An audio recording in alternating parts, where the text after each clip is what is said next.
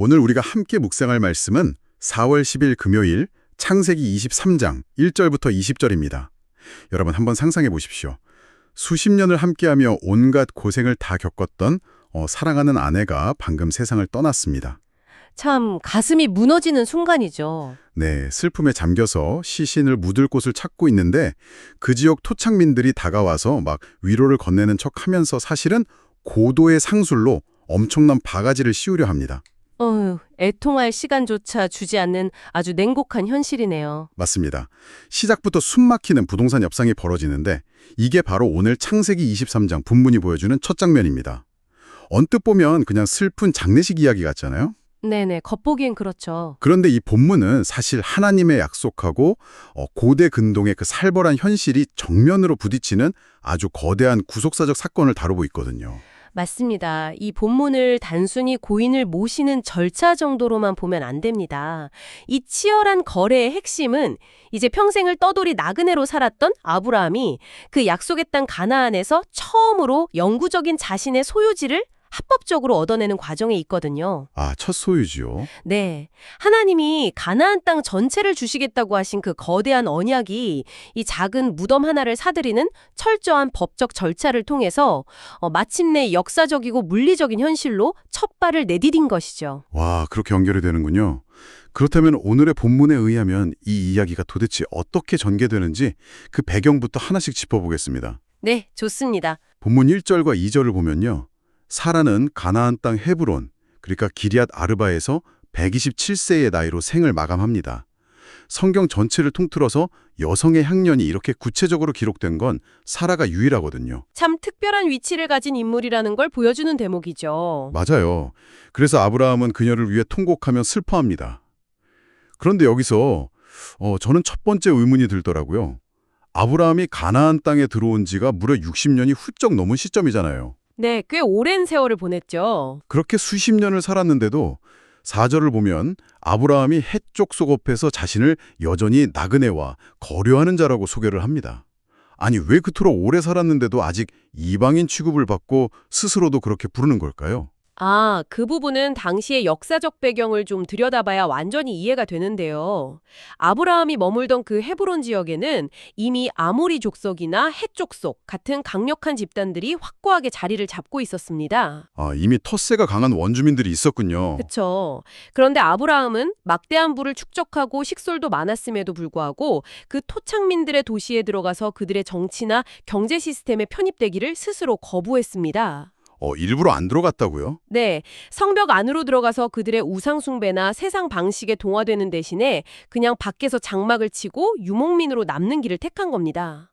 세상과 섞이지 않으려고요? 맞습니다. 스스로를 나그네라 부른 건 단순히 땅이 없어서 불쌍한 처지라는 뜻이 아니라 이 땅의 진짜 주인은 하나님이시고 나는 그분이 주실 때까지 세상 방식과 타협하지 않고 기다리겠다는 철저한 언약 백성의 정체성 선언이었던 거죠. 와, 그러니까 어쩔 수 없이 떠돌이가 된 게 아니라 약속을 지키기 위해서 자발적으로 선택한 거룩한 아웃사이더였다는 거네요. 정확한 표현입니다. 자, 이렇게 슬픔 속에서도 언약의 정체성을 잃지 않은 아브라함이 애도를 멈추고 해쪽 속의 성문으로 나아갑니다. 여기서 사건이 본격적으로 전개되는데요. 네, 고대 사회에서 성문은 아주 중요한 장소죠. 맞아요.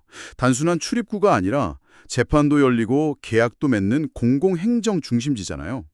거기서 아브라함이 엎드려 절하면서 자신을 한낱 나그네로 팍 낮춥니다. 근데 여기서 참 기묘한 대비가 일어납니다. 어떤 대비를 말씀하시는 거죠? 정작 그 땅의 주인인 헷족속은 아브라함을 향해서 당신은 우리 가운데 있는 하나님이 세우신 지도자이시니 하면서 엄청난 극존칭을 쓰거든요. 네. 아주 흥미로운 대목이죠. 스스로는 땅 한 평 없는 떠돌이라고 하는데 세상 사람들은 오히려 그를 왕처럼 대우한단 말이죠. 이게 어떻게 된 걸까요? 이 대목에서 우리는 세상이, 즉 이방인들이 아브라함을 진짜 어떻게 보고 있었는지 그 시선을 엿볼 수 있습니다. 해쪽 속이 쓴 하나님이 세우신 지도자라는 말이 히브리어로 나시라는 단어인데요. 나시요. 네, 아주 강력한 권위를 지닌 통치자를 뜻합니다. 아브라함이 성벽 안의 땅은 없었지만 해쪽 속이 그동안 아브라함의 삶을 쭉 지켜봐 왔거든요. 조카 롯을 구하려고 동방연합군을 무찌른 그 압도적인 군사력이나 아, 맞아요. 대단했죠. 게다가 그랄 왕 아비멜렉조차 함부로 대하지 못했던 그 선지자적인 권위, 그리고 무엇보다 그의 삶에 임한 하나님의 초자연적인 보호하심을 똑똑히 본 겁니다. 아하, 그러니까 법적으로는 이방인이어도 실질적으로는 그 지역에서 가장 존경받고 두려워해야 할 영적 거물로 인정을 받고 있었던 거군요. 그렇습니다. 세상이 하나님의 사람을 알아본 거죠. 여러분, 이거 정말 놀랍지 않습니까?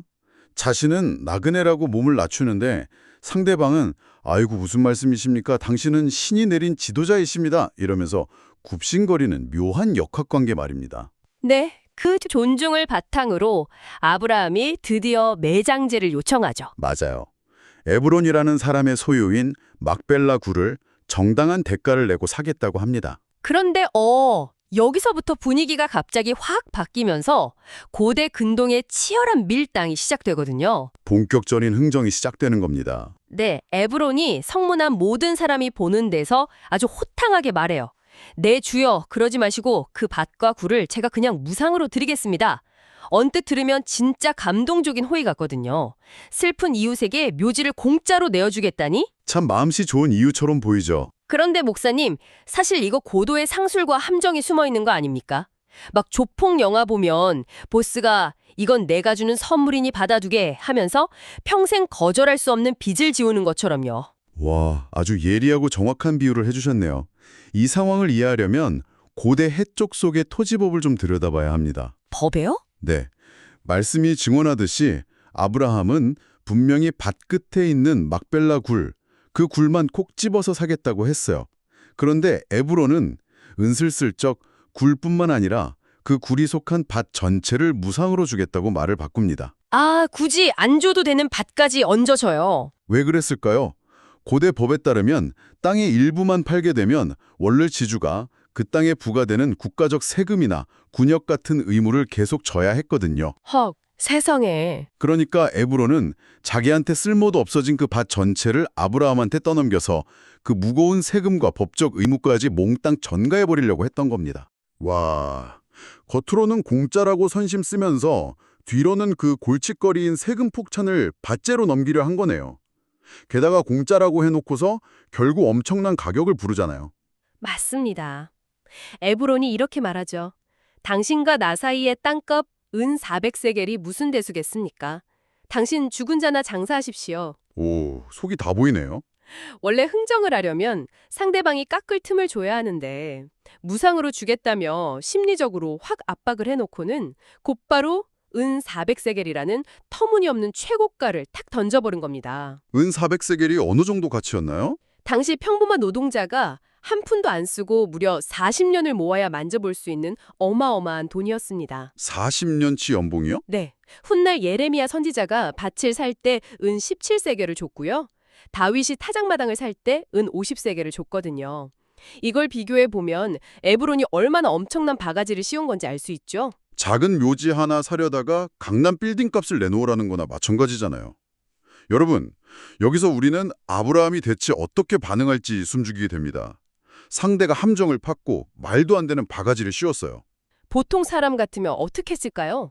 저 같으면 당장 화를 내거나 아니면 제가 가진 그 나씨의 권력을 써서 장난합니까? 원래 시세대로 합시다 하고 따졌을 거거든요. 근데 아브라함은 여기서 우리의 허를 찌르는 놀라운 결단을 내립니다. 네, 단 한 푼도 깎지 않죠. 맞아요. 현장에서 상인들이 통용하는 정확한 무게로 달아서 그 터무니없는 돈을 전부 지불해버립니다. 아니, 협상력이 없었던 것도 아니고 돈이 남아돈 것도 아닐 텐데 왜 그랬을까요? 이게 본문의 핵심 가르침이죠. 바로 그 대목이 창세기 23장이 우리에게 던지는 아주 빛나는 영적 통찰입니다. 왜 흥정하지 않았을까? 왜 바가지를 알면서도 고스란히 냈을까? 네, 정말 궁금합니다. 왜냐하면 아브라함에게 지금 중요한 건 돈이 아니라 그 누구도 이의를 제기할 수 없는 완벽하고 영구적인 소유권이었기 때문입니다. 고대에는 토지가 친족 집단 내에서만 상속되는 게 원칙이었거든요. 아, 외부인에게는 잘 안 팔았군요. 네, 만약 외부인인 아브라함이 에브론의 얄팍한 호의에 기대서 공짜로 받거나 헐값에 깎아서 샀다고 생각해 보십시오. 당장은 돈을 아끼겠죠.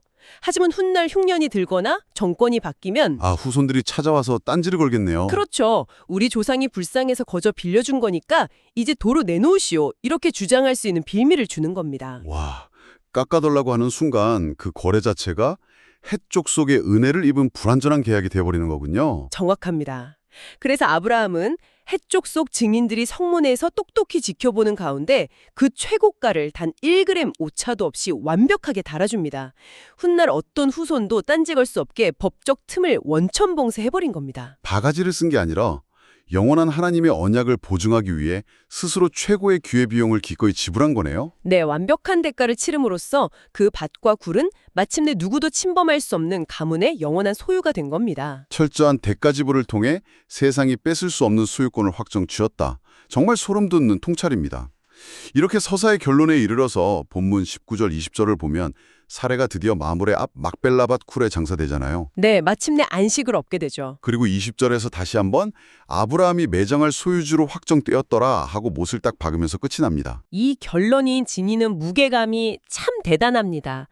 이 막벨라 굴은 그냥 단순한 무덤이 아니거든요. 나중에 다른 가족들도 묻히잖아요. 맞습니다. 아브라함 본인도 묻히고 이삭과 리브가 그리고 애굽으로 내려갔던 야곱까지도 나를 가나안 땅 막벨라 굴에 묻어달라고 유언을 남깁니다. 출애굽의 명분이 되는 거군요. 네, 애굽에서 노예 생활하던 이스라엘 백성들이 거친 광야를 지나 가나안으로 반드시 돌아가야만 했던 역사적 명분, 그 영적 교두보가 바로 오늘 치른 이 비싼 대가, 작은 굴 하나에서 시작된 겁니다. 말씀을 파고들수록 수천 년 전 헤브론 성문의 이 거래가 그냥 옛날 이야기가 아니라는 생각이 듭니다. 오늘을 사는 우리에게 던지는 영적 질문들이 너무 묵직한데요. 이제 오늘의 본문을 통해 마음에 새겨야 할 묵상 포인트들을 하나씩 짚어보겠습니다. 네, 첫 번째 포인트는 상실의 자리에서 드러나는 믿음입니다. 상실의 자리요. 여러분, 한번 삶을 돌아보십시오. 사라처럼 평생 하나님 약속만 바라보고 헌신했는데 그 약속이 눈앞에서 완전히 이루어지는 걸 못 보고 끝난 것 같을 때가 있지 않습니까? 참, 기도하다가 낙심할 때가 많죠. 네, 아브라함 입장에서도 아내의 죽음 앞은 약속이 철저히 실패한 것처럼 보이는 아주 캄참한 상실의 자리였을 거거든요. 그렇습니다. 만약 아브라함이 그 실망감에 매몰되었다면 하나님이 땅 주신다더니 내 안에 묻을 땅 한 평 없네 하면서 고향으로 돌아가 버렸을지도 모릅니다.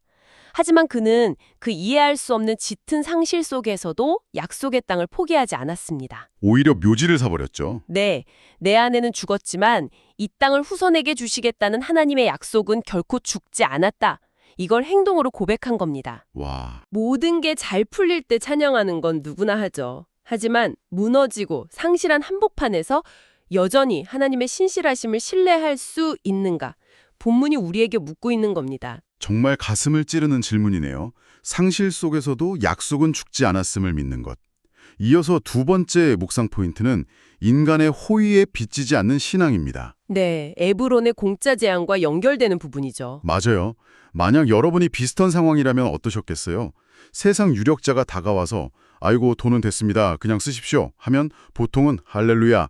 하나님이 돈 한 푼 안 들이고 땅을 주셨구나 하면서 덥석 받을 법도 하거든요. 사실 그게 제일 큰 유혹이죠. 그런데 아브라함은 세상의 얄팍한 호의랑 타협하지 않고 굳이 막대한 대가를 치르는 험한 길을 택했습니다. 이 포인트가 현대 그리스도인들에게 주는 경고가 아주 날카롭습니다.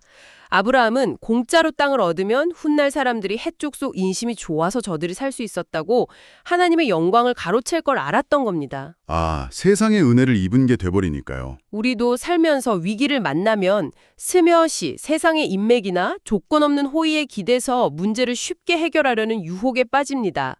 하지만 아브라함은 오직 하나님만이 일하시도록 철저히 대가를 치르는 방식을 고수했죠.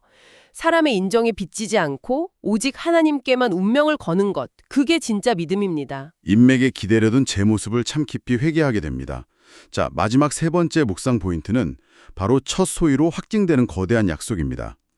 처음에 하나님이 동서남북을 다 주겠다고 하신 약속에 비하면 수십 년을 기다려 얻은 첫 성취가 겨우 무덤만 하잖아요. 참 작고 초라해 보일 수 있죠. 거대한 약속에 비해 내 손에 쥐어진 결과물이 너무 작아서 실망하신 적 다들 있으실 겁니다. 네. 하지만 하나님께서 일하시는 방식이 바로 거기에 있습니다. 이성으로는 가늠할 수 없는 엄청난 약속도 그 첫걸음은 이 무덤처럼 아주 작고 때로는 아픔의 모양으로 시작되기도 하거든요. 아브라함의 눈은 이미 그 무덤을 넘어 가나안 전체를 바라보고 있었습니다. 믿음의 눈으로요? 네. 우리는 모든 조건이 완벽해야 약속이 이루어졌다고 생각하지만 하나님은 우리 손에 쥐어진 작은 순종의 첫걸음을 통해 거대한 현실을 만들어 가십니다. 작아 보일지라도 현재의 자리에서 대가를 치르며 믿음의 소유지를 넓혀가는 것, 그게 바로 합당한 태도입니다. 네, 아멘. 자비로우신 하나님 아버지, 참으로 불확실한 일상과 때로는 가슴 저리는 상실의 아픔 속에서도 저희가 하나님의 언약을 굳게 붙잡을 수 있는 굳센 믿음을 허락해 주시옵소서. 아브라함이 사랑하는 아내를 잃은 깊은 슬픔과 오랜 나그네 생활의 서러움 속에서도 약속의 땅을 결코 포기하지 않고 영원한 소유를 확증하기 위해 묵묵히 대가를 치렀던 그 거룩한 신앙의 걸음을 저희도 따르게 하옵소서. 눈앞에 펼쳐지는 세상의 얄팍한 호희나 편해 보이는 사람의 계산과 타협에 저희의 삶을 기대지 않게 하옵소서. 비록 당장 제 손에 쥐어진 것이 고작 작은 무덤 하나처럼 보일지라도 그 작은 순종을 씨앗 삼아 마침내 크고 놀라운 언약을 이루어 계실 하나님을 온전히 신뢰하게 하옵소서. 오늘 하루도 오직 변함없이 일하시는 하나님의 신실하심 위에 삶의 굳건한 바탕을 두고 묵묵히 걸어가게 하옵소서. 예수님의 이름으로 기도합니다. 아멘.